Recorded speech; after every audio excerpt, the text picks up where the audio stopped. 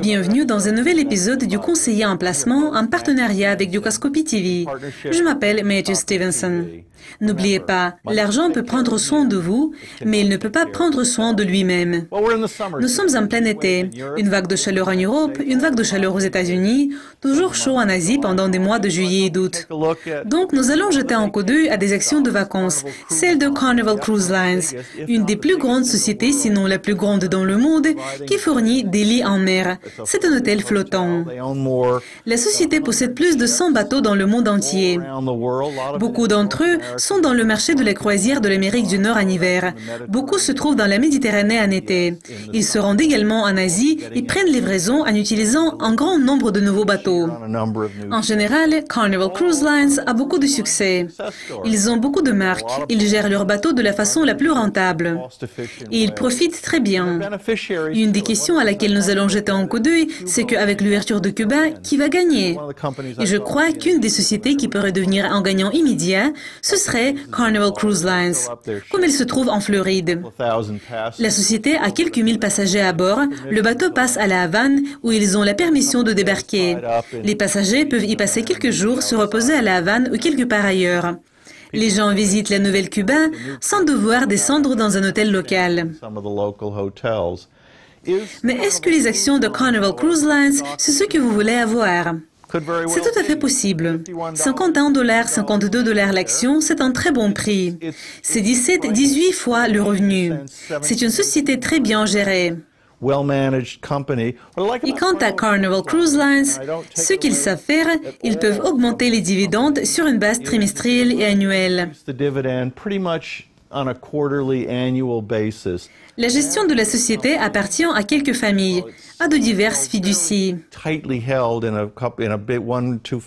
Ils vont partager leur succès avec leurs actionnaires. C'est toujours un très bon signe quand les dividendes progressent. Et c'est ce dont les actionnaires peuvent profiter. Vous pouvez le voir vous-même. La hausse de 30 à 50, c'est vraiment un très bon gain. Quels sont les risques liés à Carnival Cruise Lines? Donc, ils étaient les propriétaires de ce bateau qui s'est écrasé contre les rochers en Italie à cause de l'erreur du capitaine. Donc, il y a toujours des risques de réputation lorsque vous travaillez avec 200 000 gens qui naviguent partout dans le monde. Les bateaux peuvent couler, ils peuvent prendre feu, il y a plusieurs choses inattendues qui peuvent leur arriver.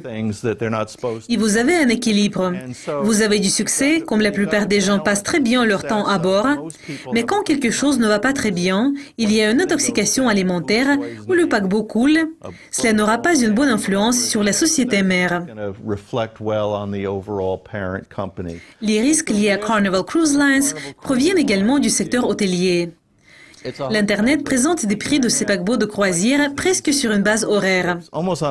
Beaucoup de sites sont aujourd'hui orientés à fixer des prix, à les réévaluer, à présenter des offres et des coûts concurrentiels pour certains de ces paquebots. Donc, quand vous regardez ce que vous voulez avoir, quoi que ce soit Carnival Cruise Lines ou pas, vous devez comprendre s'ils seront en mesure de maintenir leur marge, s'ils pourront continuer à progresser en Asie ou dans les parties de l'Europe qui n'avaient pas de prix concurrentiels comme l'Amérique du Nord. C'est une bonne société, elle a de bonnes actions, mais elles sont trop chères. Donc, je ne suis pas acheteur si elles coûtent 51.